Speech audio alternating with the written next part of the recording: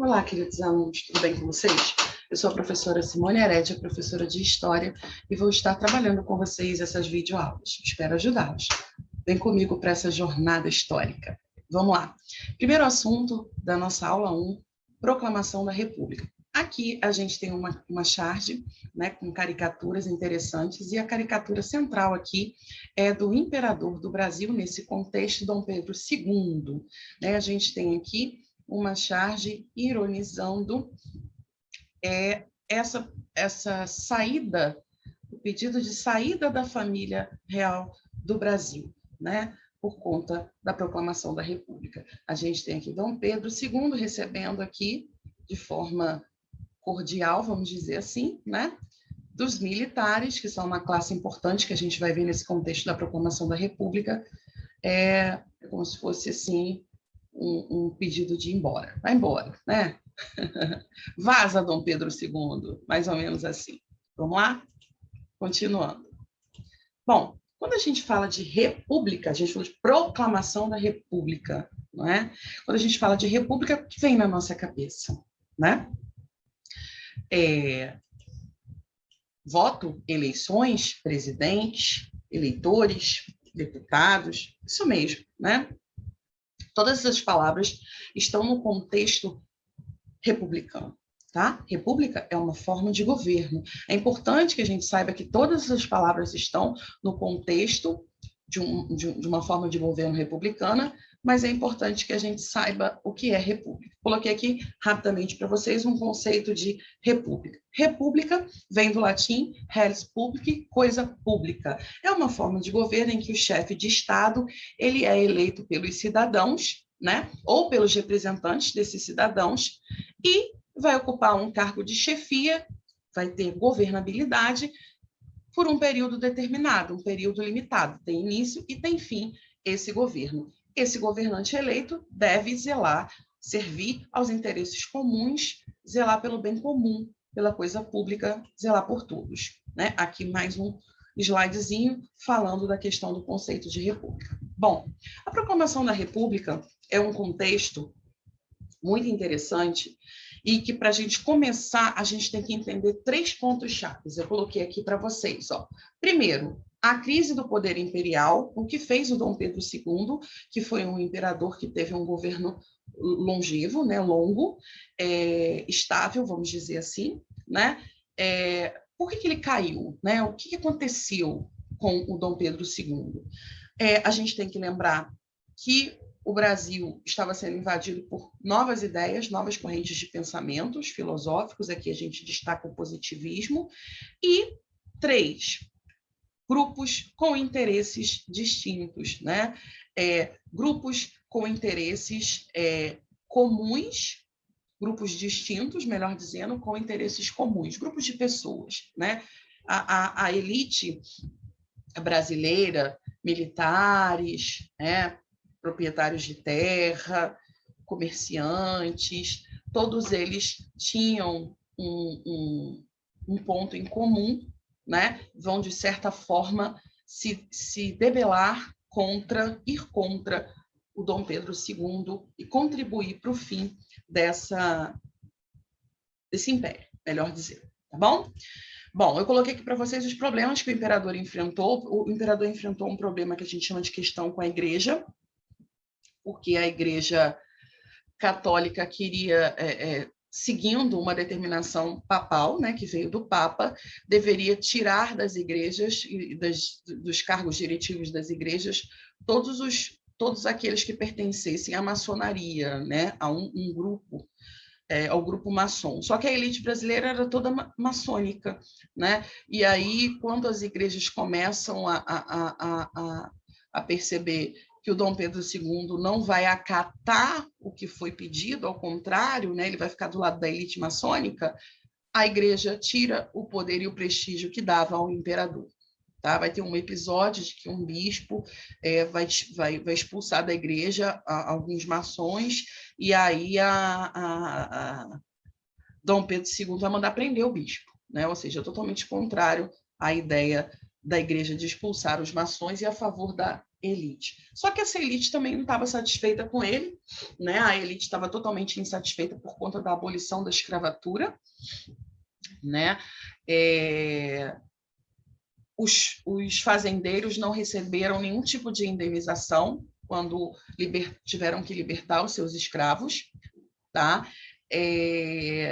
Um outro problema, né, é a questão da saúde. O imperador já estava com sua saúde debilitada, tá?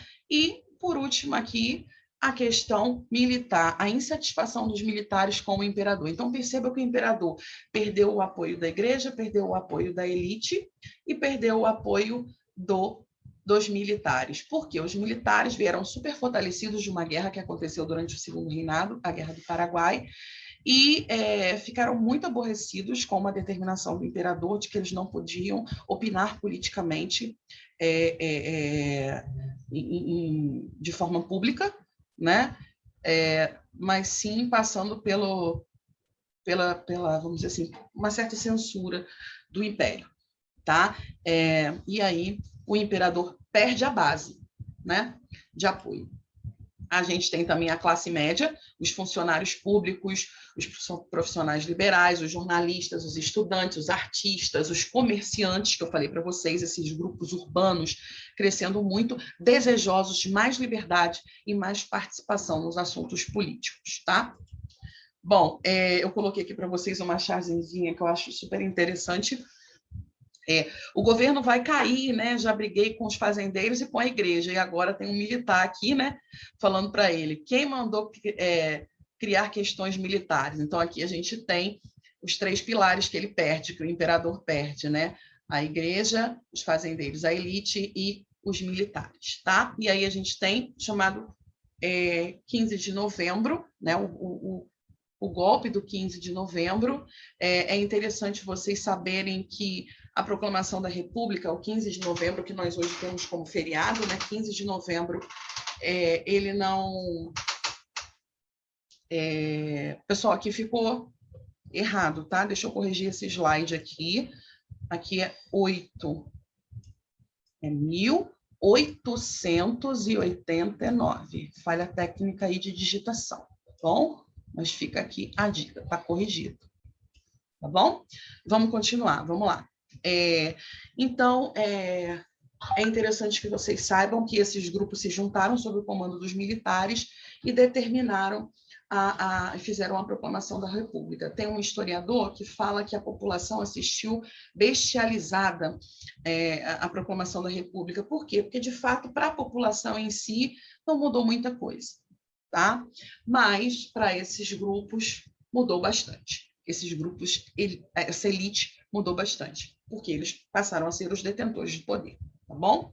Os militares apoiados pela elite agrária brasileira, tá? Então, na manhã do dia 15 de novembro de 1889, Deodoro da Fonseca, é o carinha que está na caricatura lá no início da nossa aula, naquele cavalinho, tá? Marchou com as tropas para o Ministério da Guerra, onde se encontrava o primeiro-ministro do governo de Dom Pedro II, o Visconde de Ouro Preto. E aí, ali, a gente tem o império, o imperador, né, recebendo a notícia da proclamação da República. Agora a gente tem que apagar aqui, só um minutinho, borrachinha, para a gente poder seguir. Vamos lá. Bom, sob pressão dos militares, né, o governo monárquico renunciou, né? Dom Pedro II pegou a malinha, pegou a galera e deixou o governo. O 15 de novembro, então, resultou de uma ação isolada do Exército com o apoio de pequenos grupos civis. Aqui a gente tem uma imagem ilustrativa dessa proclamação da República, tá bom? Um acordo aí entre essas classes. Bom, para a imensa maioria da população, alheia às questões políticas, tudo foi uma grande surpresa, no entanto, não mudou muita coisa, tá bom?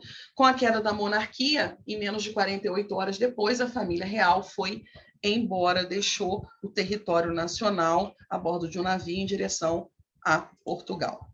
A República no Brasil, proclamada, o que mudou, professora? Algumas mudanças importantes. Primeiro, o nosso nome. Olha que interessante, o nome do Brasil, pós-proclamação da República. Deixa eu pegar uma canetinha aqui. Ó. Estados Unidos do Brasil. É isso aí, gente. A nossa república foi instituída inspirada na República Norte-Americana dos Estados Unidos, tá? Então, Estados Unidos do Brasil foi como nós passamos a nos chamar. Houve uma separação entre a igreja e o Estado, tá?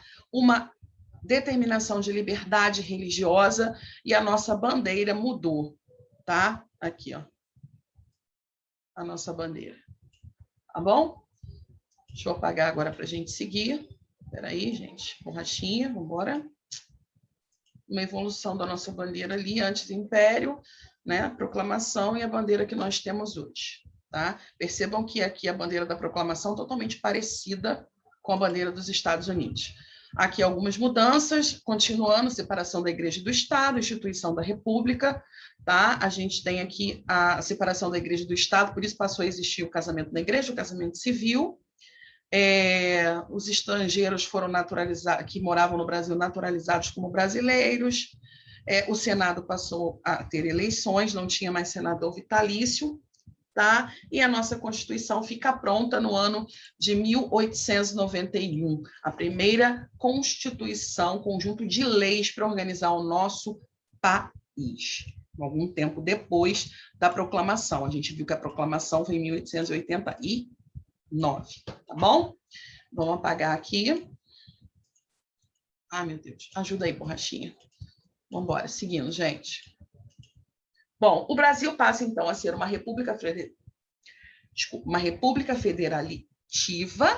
federalismo e presidencialista. Professora, república, forma de governo, um representante eleito pelos cidadãos. Tá?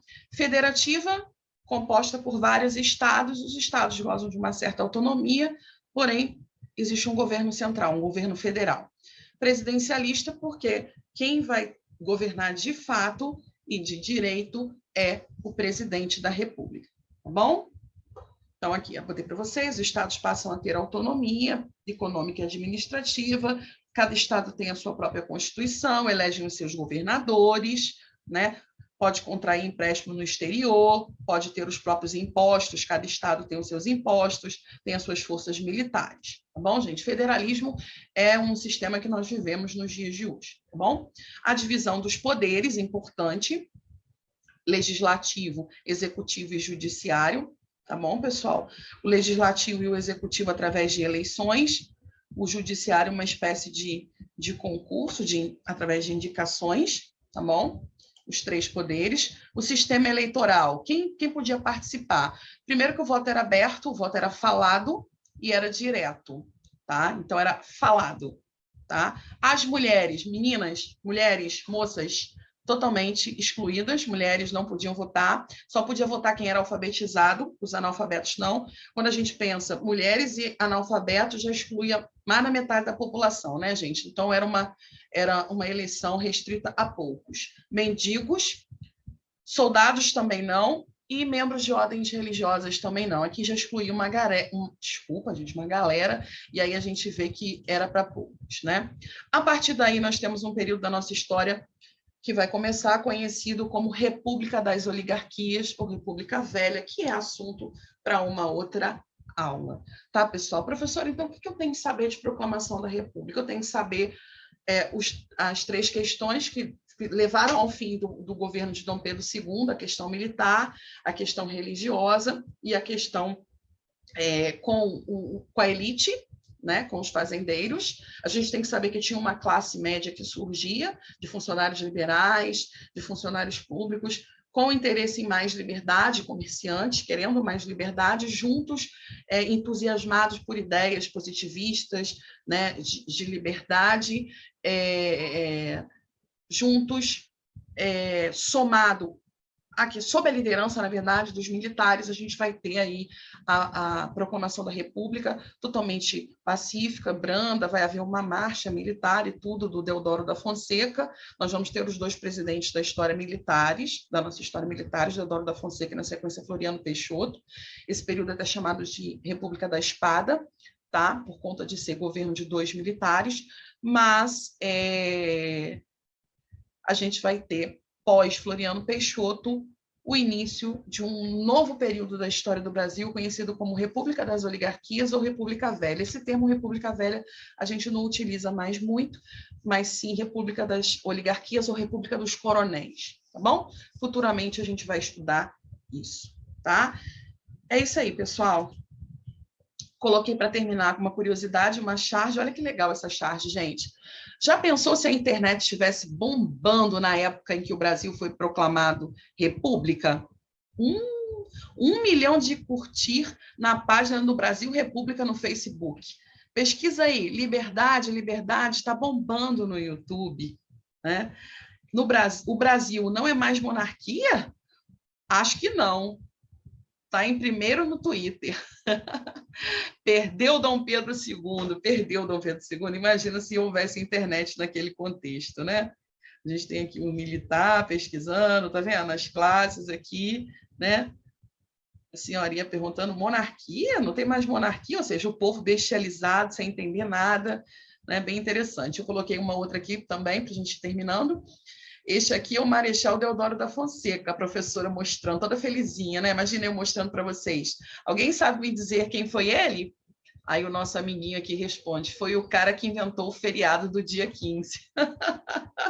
Feriado do dia 15 de novembro só foi instituído muito tempo depois, tá, pessoal? Mas é claro que ele liderou aí essa marcha, ele liderou os militares nessa luta para pôr fim ao Império e proclamar a nossa República, tá bom? E fim. Fim? Ah, só que não. Realizem os exercícios e até a nossa próxima aula, pessoal. Um beijo grande. Fiquem com Deus. Se cuidem.